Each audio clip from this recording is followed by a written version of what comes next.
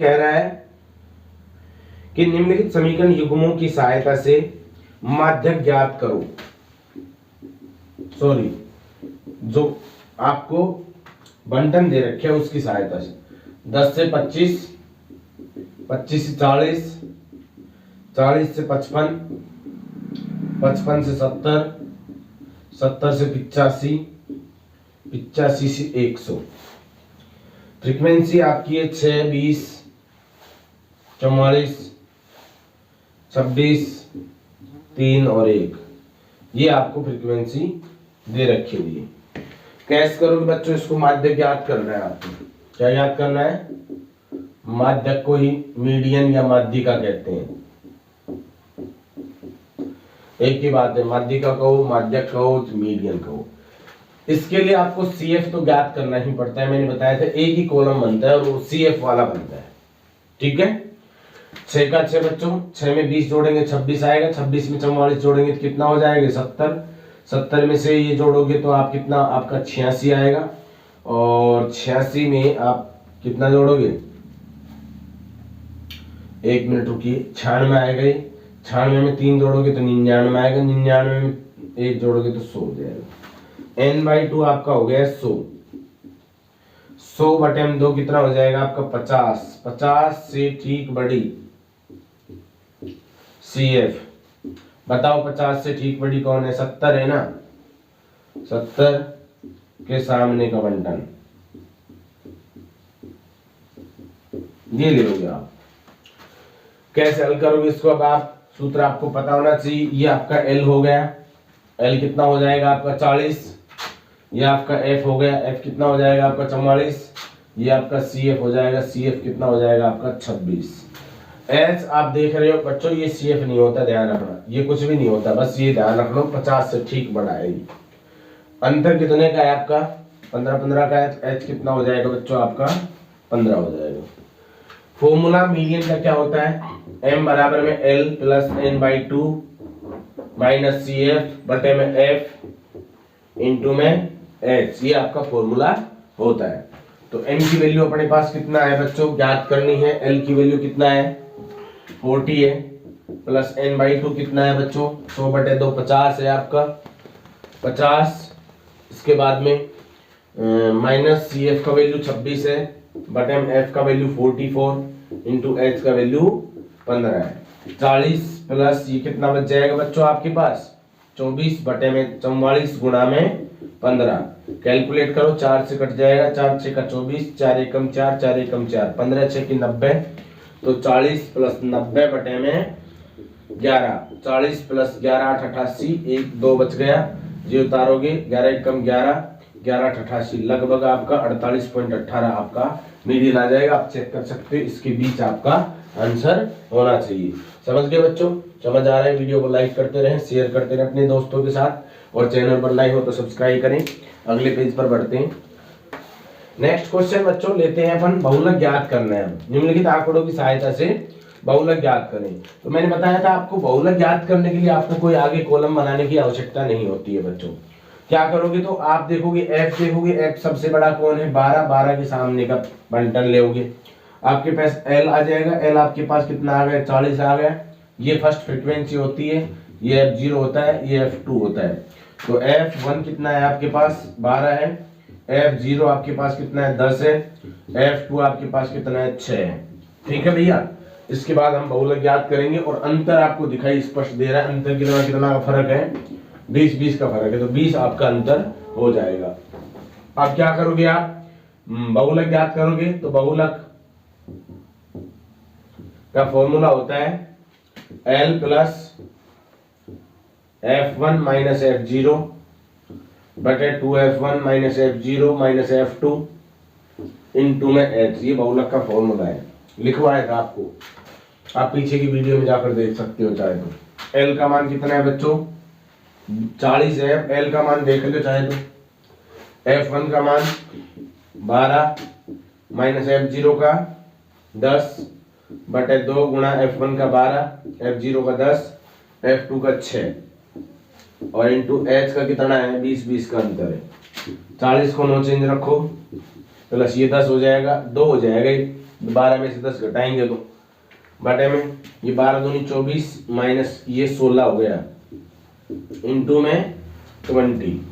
Cash करोगे अब इसको 40 का 40 प्लस 20 गुणा 2 करोगे तो 40 ही और आ जाएगा बटे में ये कितना हो जाएगा बच्चों 8 पंजू 40 40 प्लस 5 बराबर में 45 आपका आंसर मार्क कर दोगे। इसके बीच में है बिल्कुल है तो आपका आंसर कितना हो जाएगा 40 आपका आंसर हो जाएगा। नेक्स्ट क्वेश्चन लेते हैं।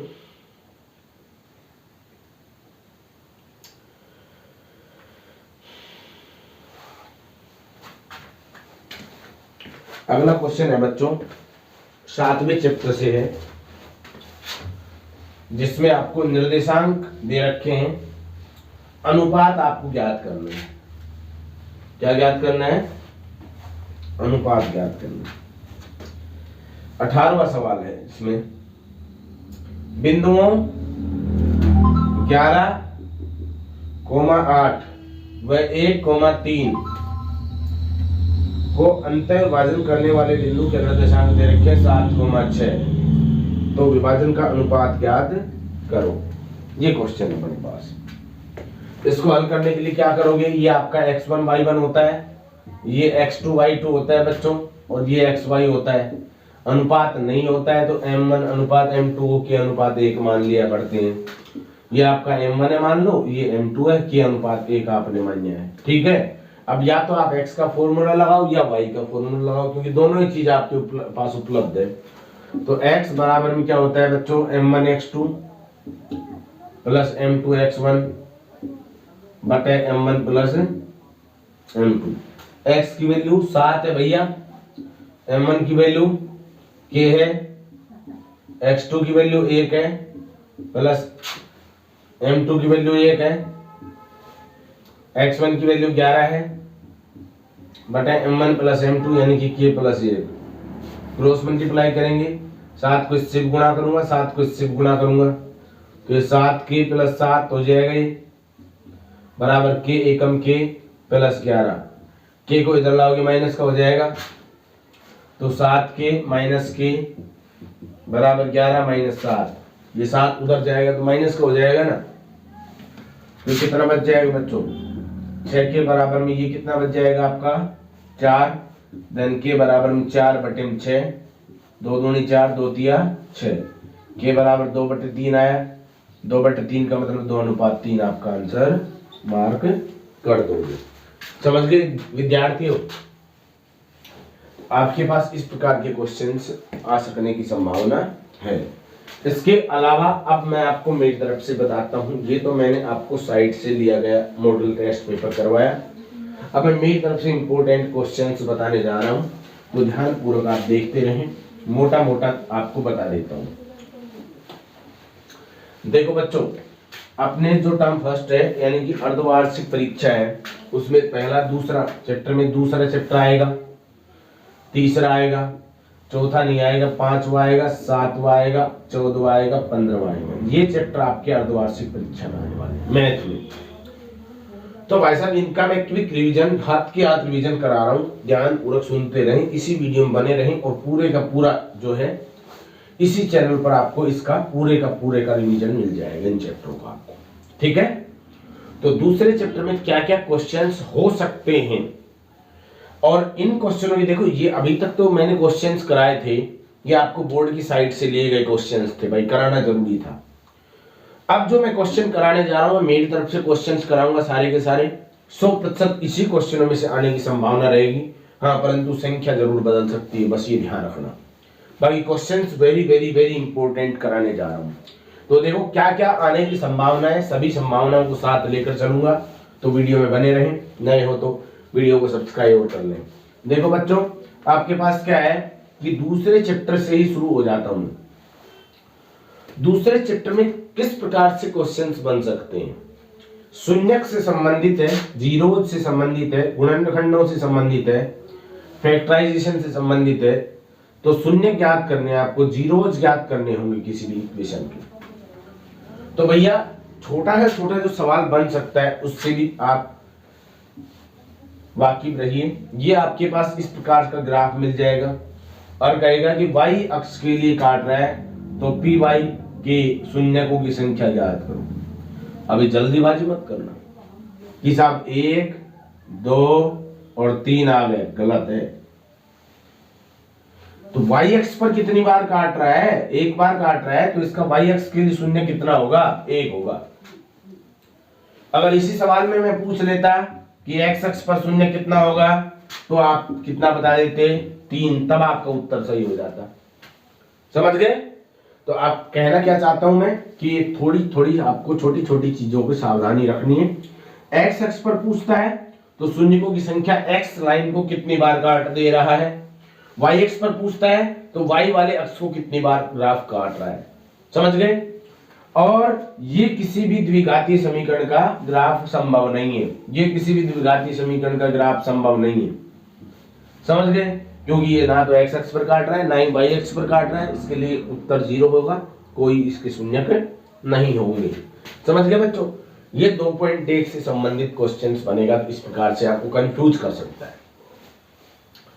दूसरा 2.2 में बच्चों, 2.2 में आपको सामान्य समीकरण मिलेगी। समीकरण की मदद से आप क्या करोगे? समीकरण की मदद से आप शून्य ज्ञात करवा सकता है। जैसे आपको समीकरण मिल गई x² + 7x + 15 बराबर 0 की शून्य ज्ञात करो। सीधा सवाल है कि x² + 7x + 15 बराबर 0 की शून्य ज्ञात करो। ठीक है, इसको 12 कर देता हूं, किसी टुकड़े में आसानी रहेगी आपको। तो इसके शून्य ज्ञात करने के लिए क्या करोगे? इसके टुकड़े ऐसे करो, गुणा करें तो 12 आ जाए। तो 4 3 12 होता है, तो x² + 4x + 3x + 12 बराबर 0। इनमें से कॉमन क्या है? x कॉमन है तो x + 4, इधर 3 कॉमन है तो x + 4 बराबर 0 हो जाएगा। x + 4 × x + 3 बराबर 0 होगा। अब या तो x + 4 बराबर 0 होगा, तभी x बराबर -4 हो जाएगा, या फिर x + 3 बराबर 0 होगा, तभी x बराबर -3 हो जाएगा। मतलब ये है कि आपको इक्वेशन मिलेगी, शून्य पूछेगा ही पूछेगा भाई। हाँ, सामान्य सवाल भी पूछ सकता है, x² - 15 बराबर 0 की शून्य ज्ञात करो। तो 15 को दरबेज दीजिए, x² बराबर 15, x बराबर √15। आपका उत्तर क्या आ जाएगा? अल्फा बराबर प्लस का √15 आ जाएगा, और बीटा बराबर आपका माइनस का √15 आ जाएगा। समझ गए? अल्फा बीटा से संबंधित चीजें भी अभी पढ़ाऊंगा, परंतु आपको सामान्य से सामान्य सवाल ये बताया कि आपको इक्वेशन मिलेगी, क्वाड्रिक इक्वेशन मिलेगी, द्विघातीय समीकरण मिलेगी, x की पावर 2 जरूर मिलेगा उसमें। अगर किसी समीकरण में x की पावर 2 नहीं है, ऐसा समीकरण है आपके पास, तो ये द्विघातीय समीकरण नहीं है, रैखिक समीकरण है। कैसे समीकरण है? रैखिक समीकरण। इसका वर्णन मैं आपको तीसरे चैप्टर में कराने जाऊंगा, अभी इसी वीडियो में करा दूंगा। तो आप बने रहें वीडियो में और क्वेश्चनों को देखते रहें। दूसरा टाइप का क्वेश्चन जो बन सकता है, प्रोबेबिलिटी है उसकी, तो क्या संभावना है, क्या चांस है उसका बनने का, क्वेश्चंस किस प्रकार से बनते हैं, ये अति महत्वपूर्ण होता है कि क्वेश्चंस किस प्रकार से बनते हैं, दूसरे चैप्टर में कैसे बनेंगे, तीसरे में कैसे बनेंगे, फोर्थ में कैसे बनेंगे। सारे के सारे क्वेश्चंस एक ही वीडियो में आपको देखने को मिल जाएंगे। समझ गए बच्चों? हाँ दोस्तों, दूसरी प्रश्नावली में 2.2 के अल्फा बीटा के क्वेश्चंस किस प्रकार से आते हैं, इसकी चर्चा मैं करने जा रहा था। तो देखो, इस पर आपका क्वेश्चन कैसे बन सकता है। आपकी क्वेश्चन बनेगा जैसे x² + 5x + 6 बराबर 0 में आपको α² + β² का मान ज्ञात करें। ठीक है, α² + β² का मान ज्ञात करें। नंबर 2, 1/α + 1/β का मान ज्ञात करें। इस प्रकार के क्वेश्चंस, अटकाऊ क्वेश्चंस भी आपके बन सकते हैं। तो ऐसे कोई खास बात तो है नहीं। वैसे अपन क्या करेंगे, कई विद्यार्थी तो इसके दोबारा से क्या करेंगे, फैक्टराइजेशन करेंगे, फैक्टराइजेशन करके अल्फा बीटा निकाल लेंगे, अल्फा की वैल्यू यहाँ रख देंगे, बीटा की वैल्यू यहाँ रख देंगे, आंसर आ जाएगा आंसर निश्चित आ जाएगा। परंतु और भी शॉर्ट क्या हो सकता है क्या, तो देखते हैं। अपन क्या करेंगे, 5x के टुकड़े कीजिए, x² प्लस में मत कीजिए टुकड़े, आप अल्फा प्लस बीटा से करिए। तो आप देखो, ये आपका a होता है 1, b होता है 5 और c होता है 6। तो आप जानते हो अल्फा प्लस बीटा बराबर -b/a होता है, अल्फा बीटा बराबर c/a होता है। पढ़ाया आपने। अल्फा प्लस बीटा बराबर कितना हो जाएगा, -5/1 यानी कि -5 ही हो गया। और अल्फा बीटा क्या हो जाएगा, 6/1 यानी कि 6 ही हो जाएगा। अल्फा प्लस बीटा बराबर 5 हो जाएगा, अल्फा बीटा बराबर 6 हो जाएगा। लेकिन अपने को तो ये नहीं चाहिए ना, अपने को alpha plus beta whole square चाहिए। तो बोथ साइड स्क्वायर कर लेते हैं इसमें। Alpha plus beta equal to -5, दोनों पक्षों में वर्ग करने पर ये क्या आएगा बच्चों, alpha square beta square 2 alpha beta बराबर 25। इसकी वैल्यू तुम्हें चाहिए बच्चों, alpha square plus beta square की प्लस 2 अल्फा बीटा की वैल्यू आपके पास 6 है बच्चों, गुणे 6 बराबर 25। Alpha square plus beta square plus 12 बराबर 25, 12 को उधर भेज दो। Alpha square plus beta square बराबर 25 - 12, alpha square plus beta square बराबर 13। ये आपका आंसर, पहला आंसर आ गया। समझ गए बच्चों। दूसरा आंसर ज्ञात करने के लिए क्या करोगे आप, 1 मिनट रुकिएगा जरा।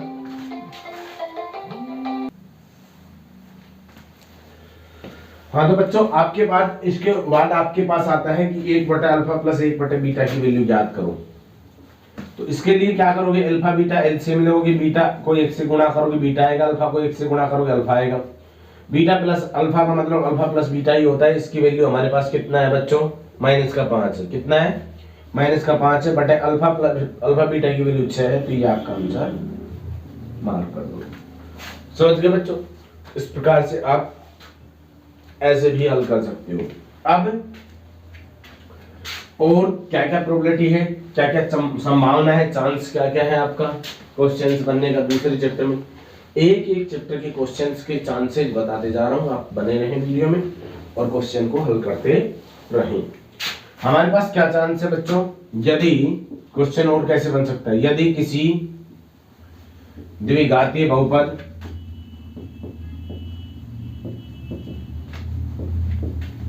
के शून्यकों का योग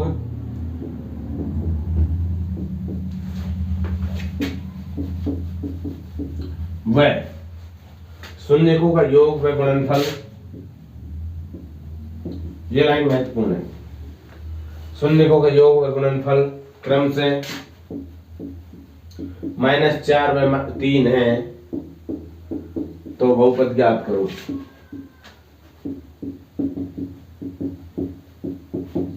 समीकरण पूछे, समीकरण का सूत्र x² माइनस शून्यकों का योग इंटू x प्लस शून्यकों का गुणनफल। ये सूत्र होता है बच्चों, x² माइनस शून्यकों का योग -4 इंटू x प्लस शून्यकों का गुणनफल 3 बराबर 0, x² प्लस 4x प्लस 3 बराबर 0। ये माइनस और माइनस प्लस हो गए ना, ये समीकरण आपके पास प्राप्त हो गई। तो ऐसे क्वेश्चंस बनने की संभावना भी बन जाती है। ठीक है बच्चों। इसके बाद और कौन कौन से क्वेश्चंस बन सकते हैं, कंफ्यूजन करने के लिए आपको अलग अलग 2 शून्यक दे सकता है बच्चों, अलग अलग 2 शून्यक भी दिए जा सकते हैं। मतलब जैसे किसी द्विघातीय समीकरण के 2 शून्यक आपको 3 व 4 हैं, तो द्विघातीय समीकरण क्या होगा याद कीजिए। समझ गए। ये शून्यकों का योग व गुणनफल नहीं दिया, ये आपको अल्फा और बीटा अलग अलग से दे रखा हुआ है, तो आप सूत्र तो वही लगाओगे, alpha plus beta into x plus alpha beta बराबर 0। x² माइनस अल्फा का मान 3 है, बीटा का मान 4 है, इंटू एक्स प्लस अल्फा का मान 3, बीटा का मान 4 बराबर 0।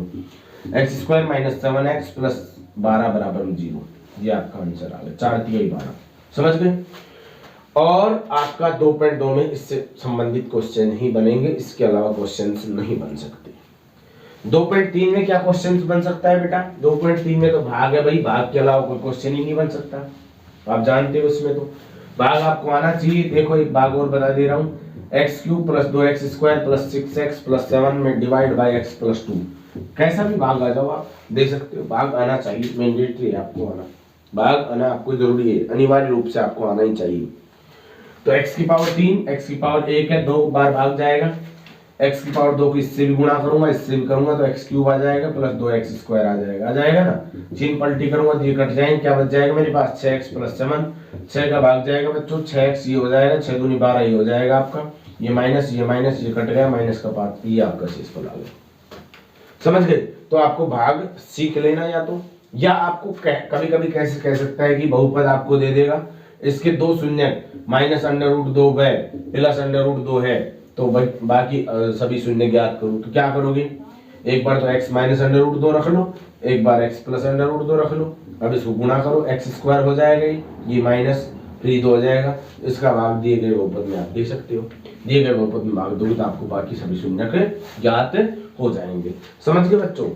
2.3 में यही क्वेश्चंस बन सकते हैं। दूसरी प्रश्नावली में इन क्वेश्चनों के अलावा आपके पास और कोई क्वेश्चन देखने को नहीं मिल सकता।